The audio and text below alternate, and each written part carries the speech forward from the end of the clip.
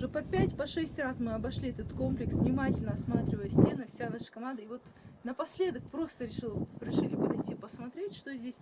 И вдруг обнаружили. И это, мне кажется, не единственный, который мы не заметили. Возможно, в будущем еще что-нибудь. Как я говорила, все зависит от цветотени. И увидим мы или не увидим, зависит от того, как расположено солнце в тот или иной промежуток времени на небосклоне. Вот интересно, я его обвожу для чего? Потому что его просто так уже не видно. Камень весь изъеден уже осадками, всем чем возможно. И вот я его обведу, чтобы его лучше было простым камнем обвожу.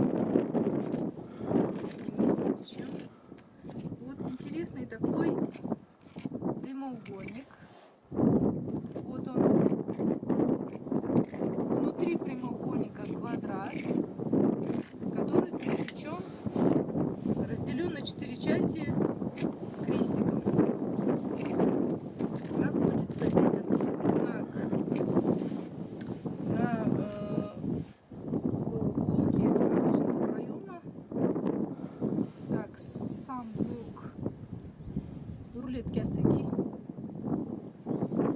Рулетку внесла наша команда, к сожалению, но мы вернемся, еще его замерим. Вот так вот иногда находишь.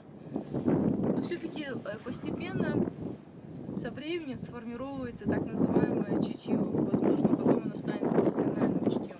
Когда ты чувствуешь, что что-то здесь есть, что-то